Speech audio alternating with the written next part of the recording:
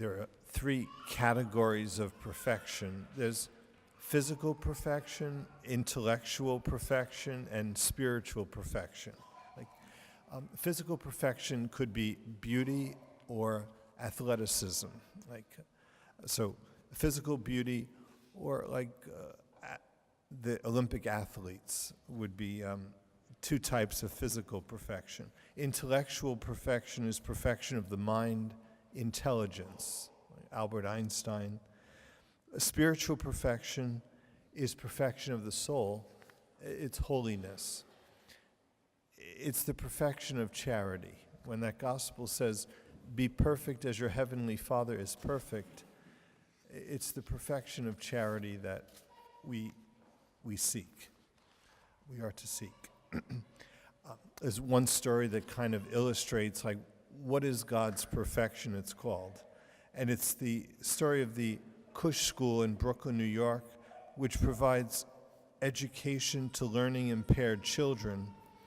And at a fundraising dinner, the father of one of the children at the Cush School delivered a speech extolling the school and its staff and asking, where is the perfection in my son Shea?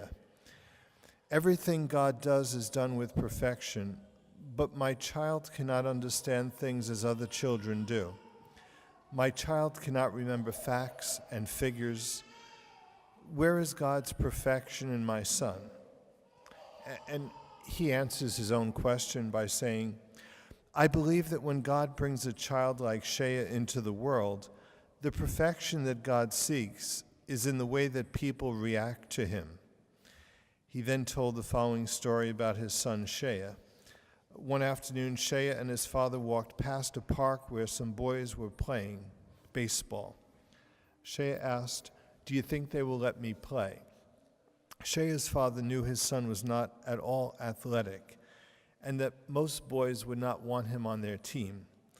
But Shea's father understood that if his son was chosen to play, it would give him a sense of belonging. Shea's father approached one of the boys in the field and asked if Shea could play. The boy looked for guidance from his teammates. Getting none, he took matters into his own hands and said, we're losing by 6 runs. The game is in the 8th inning. I guess he can be on our team and we'll put him up to bat in the 9th inning.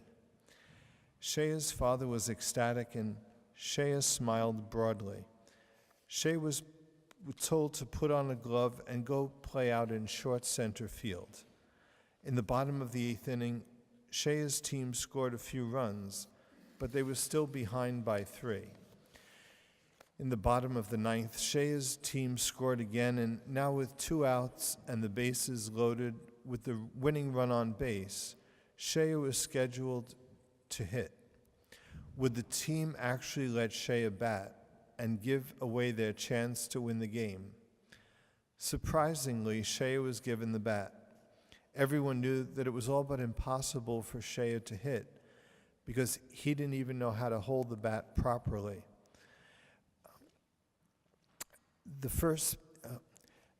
However, as Shea stepped up to the plate, the pitcher moved a few steps forward and lobbed the ball softly so that Shea could at least make contact.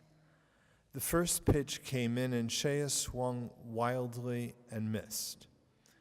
One of Shea's teammates came up and together held the bat with him and faced the pitcher, waiting for the next pitch. The pitcher again took a few steps forward and tossed the ball softly toward Shea. As the pitch came in, Shea and his teammate swung, and together they hit a slow ground ball back to the pitcher. The pitcher picked up the ball and could easily have thrown to the first baseman. Shea would have been out, and that would have ended the game. Instead, the pitcher took the ball and threw it high into right field, beyond the reach of the first baseman. Everyone started yelling, Shea, run to first, run to first.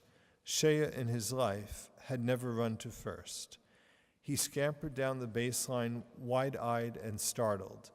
By the time he reached first base, the right fielder had the ball.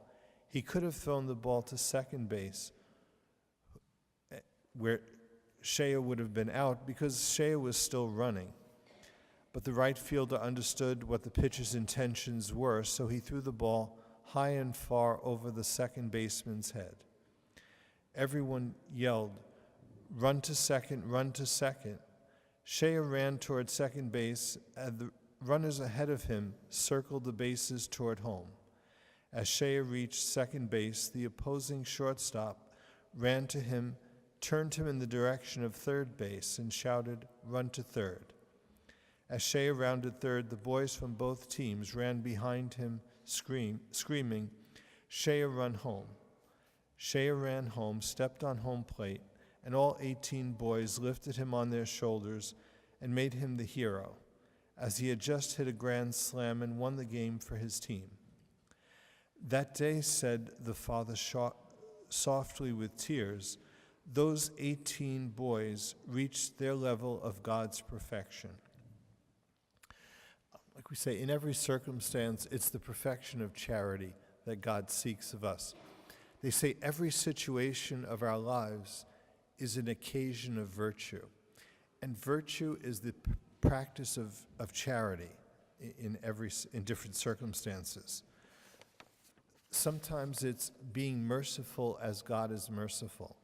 Sometimes it's being patient as God is patient. Every circumstance, our expression of love is the practice of virtue.